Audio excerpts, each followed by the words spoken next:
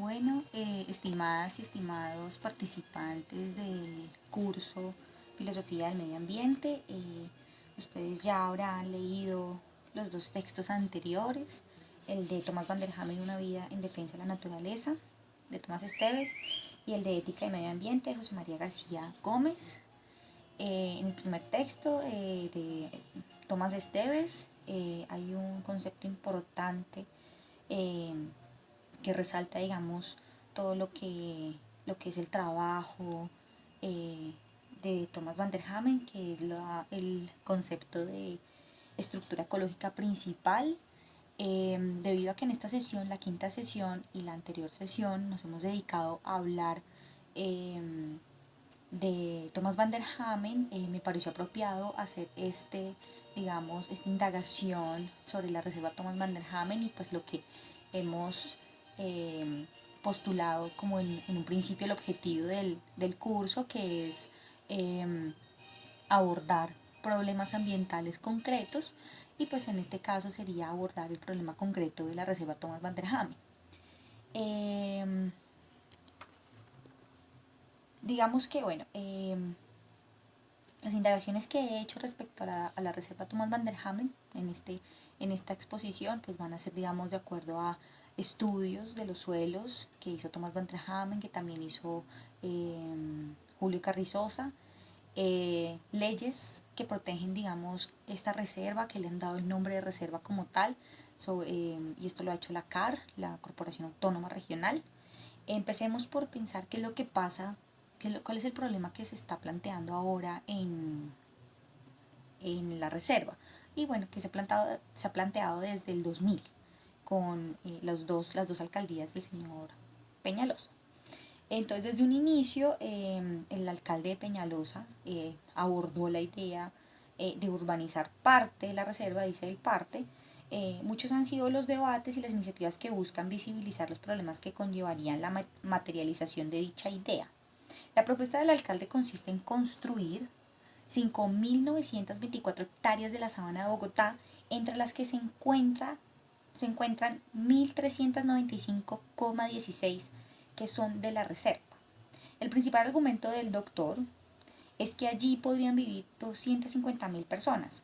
Además, asegura que este proyecto ayudaría tanto a la mejora del medio ambiente como a la calidad de vida de la ciudad, debido a que en la llamada Ciudad Norte, como se llamaría la urbanización, habrían parques y senderos verdes. Lo anterior me recuerda una expresión que ustedes ya debieron haber leído con el texto de Hernán de Bris, del profesor Javier Merchán, donde dice Hernán de Bris que un parque es en general la naturaleza culturalmente empobrecida. Es decir, la naturaleza no necesita de la intervención humana para ser, ella sencillamente es. Ok, más o menos entre los años, perdón, esta sería la propuesta del alcalde. Estos serían los corredores, los parques corredores. Aquí se encuentra la reserva Thomas Van der Hamen. Estos son, bueno, el humedal La Conejera, el Cerro La Conejera, aquí está el Cerro Guaymaral, Río Bogotá. Ok, entre los años 1977 y 2007, Thomas Van der Hamen, que es científico, que también fue profesor de la Universidad Nacional, realizó expediciones en los Andes de la mano de Ecoandes, en las cuales se estudiaron los suelos de ese lugar. También junto a Ecoandes, el científico crea el Parque Nacional Tatamá, ubicado en la Cordillera Occidental. Actualmente cuenta con un excelente estado de conservación de sus ecosistemas. Por ejemplo, esta es una de las fotos, digamos, de este parque natural, que hace parte de los otros parques naturales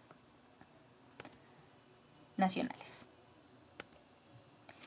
Y venimos ya a hablar de lo que es la estructura ecológica principal, que es el concepto, digamos, uno de los conceptos más importantes dentro del estudio de Thomas Van der Hamen. ¿Qué es la estructura ecológica principal? Bueno, pues es una conectividad entre bosques pequeños que están perdiendo tamaño para que se mantengan tanto los bosques como las especies que allí habitaban, es decir, las que habitan y las que habitaban. Es decir, lo que se busca con la estructura ecológica principal es que las aves, vuelvan a ese hábitat, que retornen a estos lugares.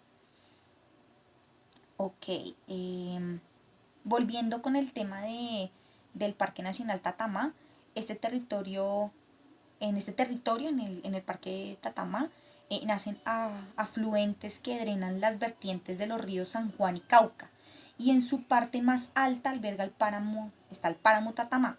Este, junto con los de Frontino y el Duende, son los únicos 3 páramos en Colombia que no han sufrido la alteración humana, es decir, que el ser humano no ha metido allí la mano. En 1995, la CAR, como autoridad ambiental, contrató un estudio con Van der Hamen que se publicó hasta 1998, y es de donde surge este concepto de estructura ecológica principal. Entonces, este concepto es significativo porque con él se mostró la importancia y la necesidad de la conectividad entre bosques pequeños. Aquí podemos ver cuál sería esa conectividad. ¿Sí? Esa conectividad, bueno, entre bosques pequeños que estaban perdiendo tamaño para que se mantuvieran tanto los bosques como las especies que allá habitaban, ya algo que les había comentado. Entonces, la línea de conectividad más importante es la que se podría trazar en línea recta entre los cerros de Manjuy. Aquí se ve, digamos, también el cerro Manjuy, que está por acá. Lo que pasa es que en la otra diapositiva no la pude encontrar, que estaría más o menos en este lado. Entonces esa conectividad sería entre los cerros de Manjuy a la altura de Cota, el río Bogotá, el bosque Las Mercedes, que sí se puede ver ahí. Acá está, ¿dónde está? Mire, bosque Las Mercedes, río Bogotá, por aquí está el cerro Manjuy, tenemos Conejera. Entonces, el bosque de las Lechuzas, el borde noroccidental del cerro La Conejera y los cerros orientales a la altura de Torca. Thomas Van der Hamen escribe el libro llamado La estructura ecológica principal en asocio con la CAR, con la Corporación Autónoma Regional. Este libro se convierte en una guía para las políticas ambientales, es un libro muy importante para las políticas ambientales del país. El trabajo desarrollado en la sabana de Bogotá hace que este lugar sea el más y el mejor conocido debido a las investigaciones de su historia evolutiva. Es decir, de acuerdo con los estudios que hace Thomas Van der Hamen de los humedales, y esto lo va a decir también Tomás Esteves en su texto, es que podemos, digamos, tener un conocimiento de la historia climática, de cómo es que ha evolucionado el suelo, de cómo también ha afectado el cambio climático de estos suelos, estos humedales. Digamos, recordemos que la reserva Thomas Van der Hamen, los suelos de la reserva son suelos acuíferos, es decir, que allí se posan, allí se puede, digamos, resguardar el agua. Bueno, más adelante les podría hablar de eso. Entonces,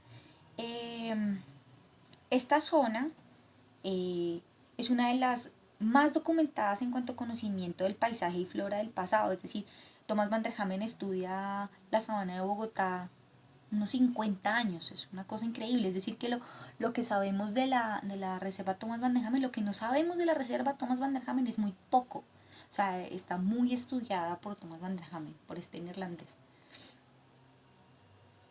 Ok, Van der Hamen dejó un gran legado con su trabajo. A lo largo de su vida, pues puede verse una relación muy estrecha entre la ciencia, el arte y la naturaleza. Cuenta Tomás Esteves que a la entrada de la casa Van der Hamen había una placa con la siguiente inscripción: paz y bien. Bueno, aquí tenemos, antes de seguir con lo de Tomás Van der Hamen, tenemos, digamos, a cuántas hectáreas pertenece cada humedal, cada cerro. Eso es un dato que es importante tener, porque no, o sea, el hecho de que el humedal, de que la reserva no sea, digamos, un bosque y que se le llame potrero, es porque pues es un bosque diferente, es un bosque de la sabana, ¿no? Es un bosque que está lleno de árboles, aunque hay una parte que sí tiene esta característica. Y recordemos que esta conectividad, lo que se llama estructura ecológica principal, podría garantizar agua por 100 años a la ciudad de Bogotá. Bueno, sigamos. Entonces, a la entrada de la casa de Thomas Van der Hamen, Tomás Esteves se encuentra esta inscripción que dice paz y bien, que es, San Francisco de Asís. Van der Hamen plantó especies de árboles nativos en su casa ubicada en Chía, como el encenillo, lo cual luego de muchos años se convirtió en un bosque. Anita Malo, que es su esposa, porque ya aún vive, Thomas Van der Hamen ya murió, lamentablemente, tenía una huerta en la que sembraba desde maíz, verduras, hortalizas hasta quinoa, amaranto, cereales nativos de la cultura prehispánica casi olvidados. Hasta su hijo Cornelis Bernardo se dedicó a seguir este camino e implementó su experiencia en el Valle del Cauca. Además, Van der Hamen era un apasionado de la escultura, tocaba violín y estudió danza folclórica. Acá salen algunas imágenes. Estas imágenes salen del libro de Esteves. Aquí se ve, bueno, tocando violín. Este es Cornelis, el hijo.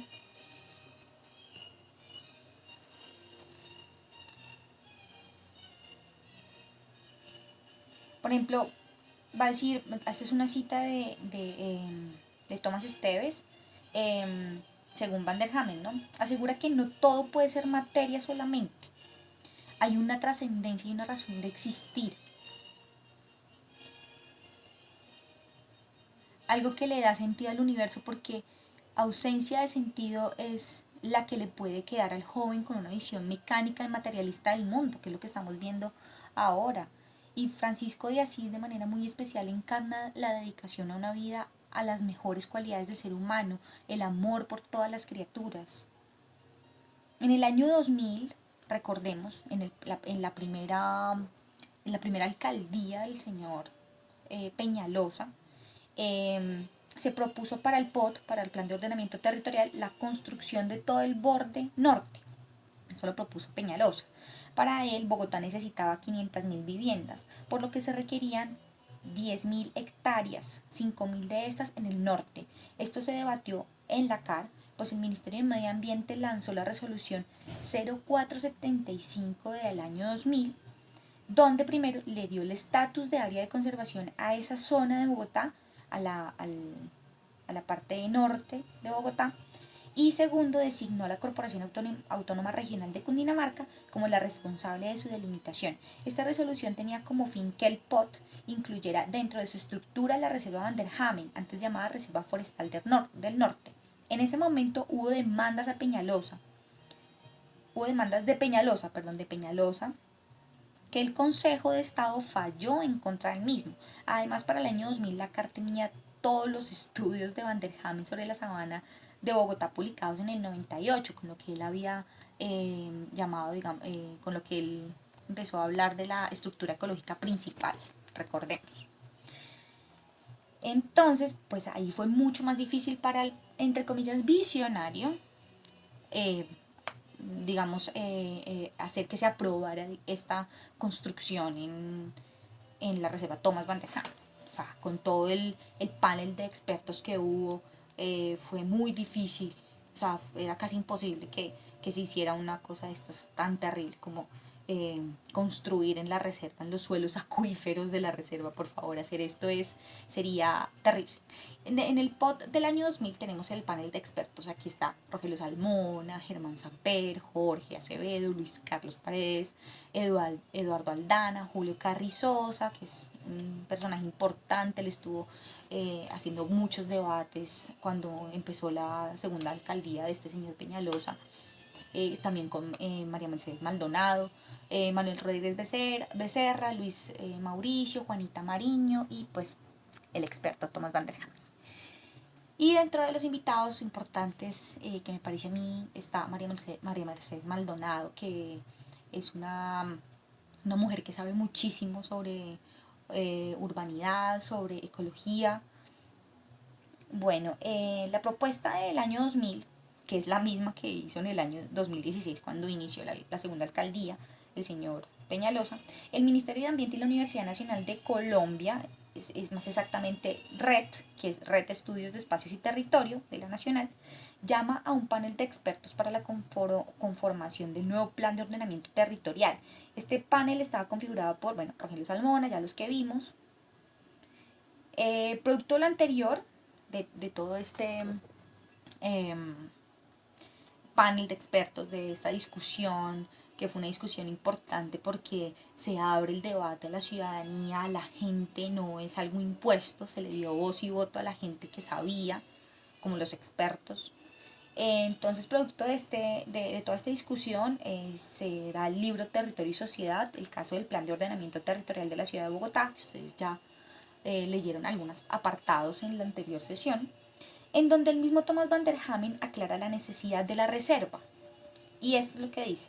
Todo este complejo de restos de la vegetación original y el sistema hídrico tienen un gran valor ecológico e importancia para la conservación de la biodiversidad.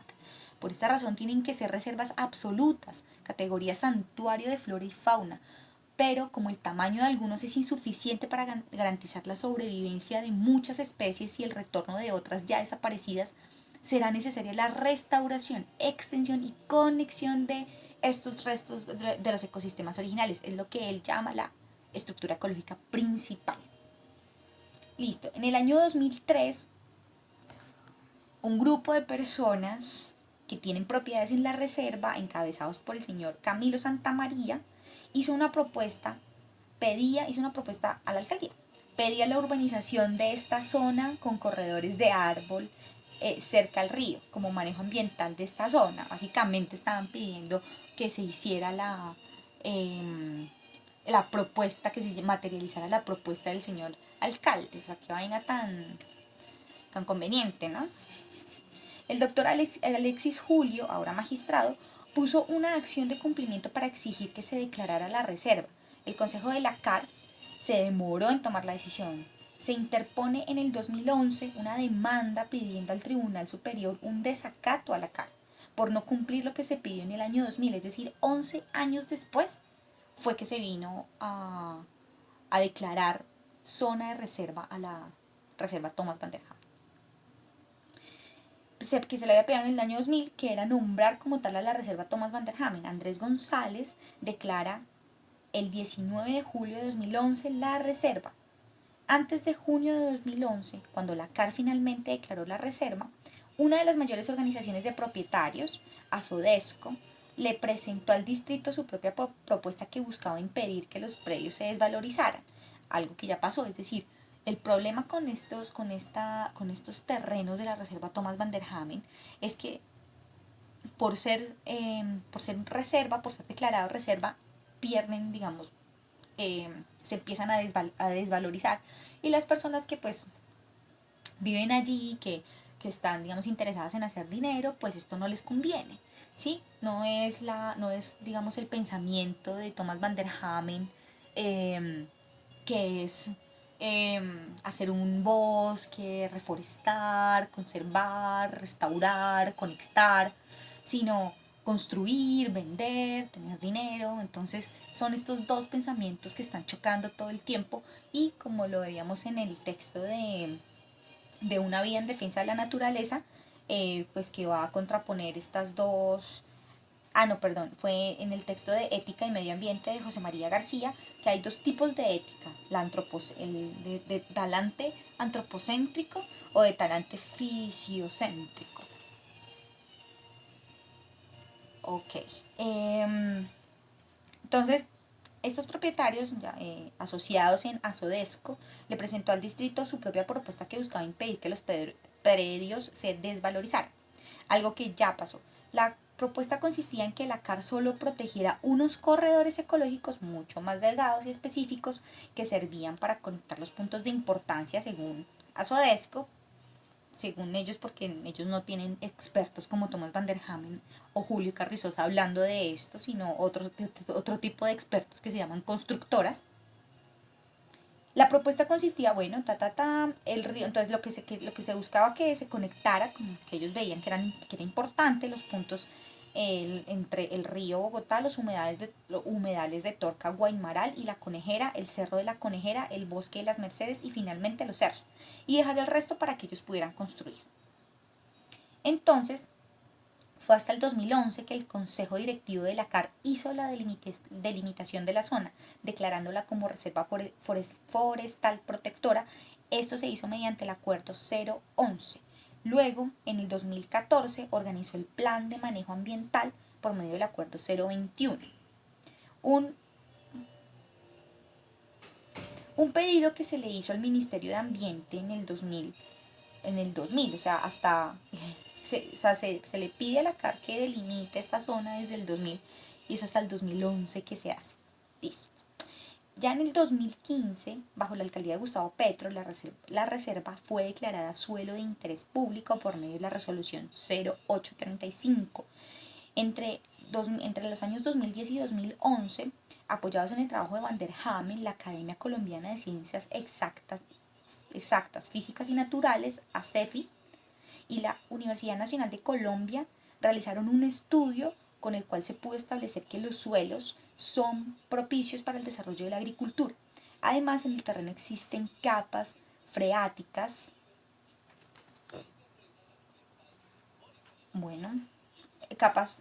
freáticas, es decir, que son aguas de lluvia que se filtran en la tierra y crean depósitos subterráneos, y 486 especies vegetales. En términos del artículo 246 del Código Nacional de Recursos Naturales, que estaba por aquí, la reserva es una zona de propiedad pública y privada. Es decir, allá vive gente que tiene, digamos, que ha comprado terrenos, es decir, por eso es privada, pero es de interés público porque es reserva nacional, las cuales son reservadas normativamente, para destinarlas con exclusividad al establecimiento, mantenimiento y utilización racional de áreas forestales protectoras o productoras protectoras. La sabana de Bogotá está protegida legalmente como una zona de interés ecológico nacional con sus aguas, páramos, valles, sistemas montañosos y cerros circundantes que tienen una vocación forestal y agropecuaria, y esto está en el artículo 61 de la Ley 99 de 1993. La pretensión de urbanizar es abiertamente ilegal. La CAR, en la resolución 1869, declaró no concertado el POT de Bogotá en expansión urbana y perímetro urbano respecto del corredor de la autopista norte y la clasificación del suelo para determinadas áreas de protección como humedales y rondas de ríos. Además, el Ministerio de Ambiente acogió la importancia de este territorio por sus funciones ecosistémicas en lo que tiene que ver con conectividad, recarga de acuíferos, valores ambientales y de paisaje. Recordemos que hay otro concepto importante aquí, es la conurbanización. ¿Qué es la conurbanización? Es no dejar espacios entre Bogotá y Chía, Bogotá y Cota, o sea, que estas tierras, que digamos, que Bogotá se una con estos lugares, sería fatal. No, hay que evitar, lo decía Thomas Van der Hamen, hay que evitar, y Julio Carrizosa también lo ha dicho, hay que evitar a toda costa la conurbanización. ¿Por qué? Porque esto lo que hace es acabar con los bosques, con la vegetación que hay alrededor de estas zonas, que limitan estas zonas, que ponen un límite entre estos lugares, entre Bogotá y Chía, Bogotá y Cota, Bogotá y Zipaquirá. ¿Por qué? Porque de acabarse eso, se siguen acabando, se sigue violando, se sigue deteriorando los lugares en los cuales están las aves y la flora y la fauna de la sabana. Ok. Por ejemplo, en cuanto a los estudios de Thomas Van der Hamen, en cuanto a la fauna, se logró detectar que es el hábitat de aves propias de la región andina, como esta hermosa especie llamada tingua bogotana, el chamisero cundiboyacense, el chirriador y el cucarachero. También se identificaron 23 especies de mariposas, de las cuales 2 fueron descubiertas en la reserva por el profesor Gonzalo Andrade Correa. Y esto es una cita del profesor Andrade. Los suelos que existen son en sí mismos microsistemas. Allí existe una fauna endáfica. Fauna endáfica quiere decir que existen organismos adaptados a condiciones bajo suelo, que hasta ahora se está empezando a identificar.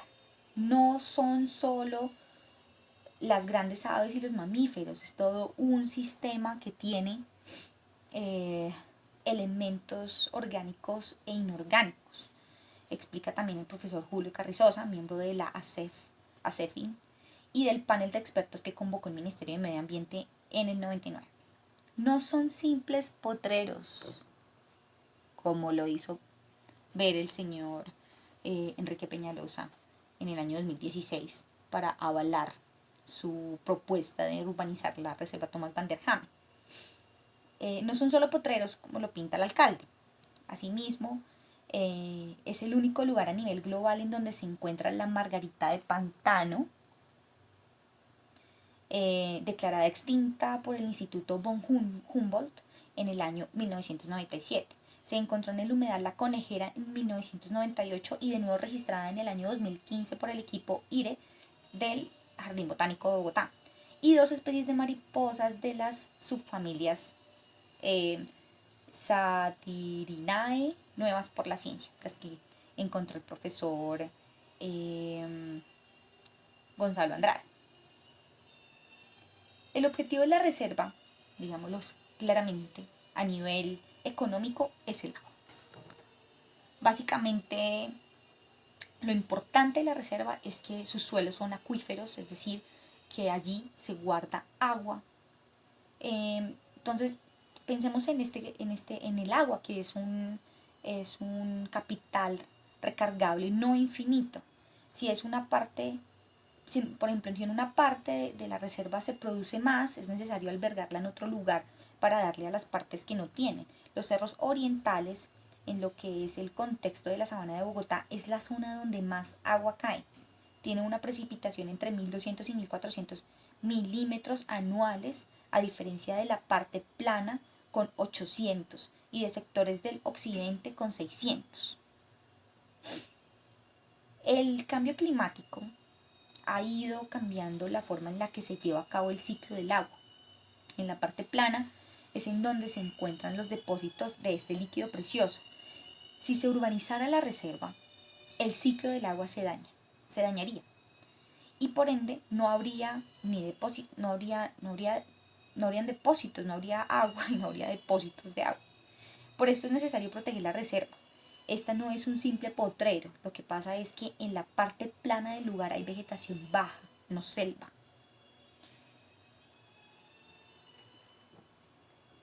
Es importante el agua, por ejemplo. Amo este tema. Por ejemplo, para la profesora e investigadora del Instituto de Estudios Urbanos de la Universidad Nacional de Colombia y de la Universidad de los Andes, María Mercedes Maldonado, Peñalosa está manipulando las cifras y además se está repitiendo el debate del POP del año 2000, en el cual ella asesoró a la CAR. Los datos de crecimiento de población de Peñalosa muestran una Bogotá que necesitaría crecer 3 veces su área actual, cuando el crecimiento actual de la población es de 1.15% anual, según el Fondo Monetario Internacional, en comparación a hace 50 años cuando la tasa oscilaba el 8% anual.